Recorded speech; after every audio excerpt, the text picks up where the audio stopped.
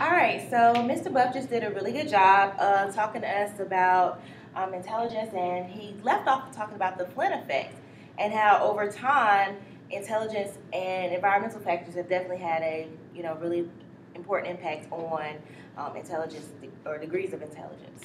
So now we're going to talk about why knowing that intelligence is changeable is so important. We don't want to just be stuck in this one thing and think a child can't shift or a child can't move or can't grow. So, one of the things we're going to talk about are the theories of intelligence. We have two theories of intelligence here. We have entity theory of intelligence and incremental theory of intelligence. Has anybody ever heard those terms before? Okay, one or two hands, that's good. So, with entity theory, it means that the people believe that intelligence is fixed. No matter what, whatever you're born with is going to stay that way. You're not going to be able to learn any additional things. It's just based off of what you were born with, and that's how you're going to be. On the other hand, incremental theory of intelligence talks about, or that theory focuses on how intelligence is malleable, which means it can be changed. And you can definitely, there are things that you can do that can help to change your intelligence or to improve on your intelligence. So there's been lots of research about identical twins. So say, for instance, we have a pair of identical twins, and they are adopted. And one of the identical twins is in a family that is wealthy. They have monetary resources as well as other resources that can be beneficial to the child. And then on the other hand, you have the other identical twin is adopted out to a poorer family. And what this is basically saying is that that the incremental theory of intelligence is saying that with these two different environments, this child's intelligence can be changed. It can be different based off of the environment that they're growing up in. The difference may be due to the fact that one was adopted by a richer family, better schooling, better nutrition, and higher parental involvement can all be factors as to why the child that was adopted into the richer family has a higher level of intelligence in comparison to their identical twin that was adopted to the poor family. All right, so the next thing we're going to take a look at is why knowing intelligence is changeable is so important is belief drives the actions. So not only the beliefs of the teachers, but also the beliefs of the students. The teachers' beliefs definitely have a really big impact on how they teach their students. If teachers go into the classroom and their preference is, I want all of my students to be smart. Okay, it sounds okay, but that internalizes with the students and that environment that the teacher is producing eventually has an effect on all of the students, whether it be in a positive way or in a negative way.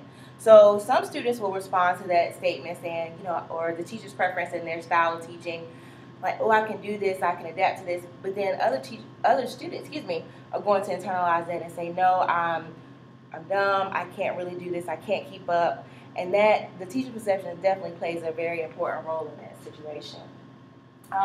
The students' beliefs also has a really important effect on their motivation, whether it's their self-esteem, the academics altogether.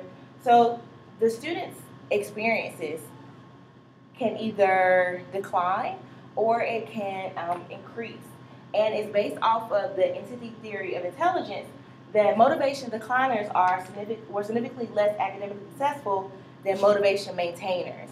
And basically what that is saying is if students are motivated to be successful and to keep trying and things like that, they're going to be on the motivation incliners. They're going to keep growing.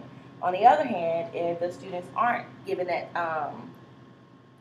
same push or that same drive or have that their own self-esteem isn't benefited from there, then they are going to be on the opposite end and they are going to be motivation decliners. All right. So the next thing we're going to talk about is the risk of praising students as smart. We kind of touched on that a little bit, but students, if we're constantly praising students and saying that they're smart, then they're more likely to think that it's inborn or it's something that they were born with and they're supposed to have, And if they don't feel like they're smart, then they just feel like they didn't have it at all. They weren't born with it, so why even try? Why even put forth the effort if they feel like, well, I don't have it, so why even why even try to do anything different to improve who I am as a student? They are likely to attribute their failure to a lack of ability and believe that high effort implies low ability. So basically what that means is if it's not coming natural for them and if they have to put in more work and more effort, then that means that they aren't as successful as other students and that their ability is really low. And they are always they're more likely to shy away from challenges if they don't, if they're constantly hearing that one group is smart or the other group is, and they aren't part of that particular group. They might continue, or they might try to shy away.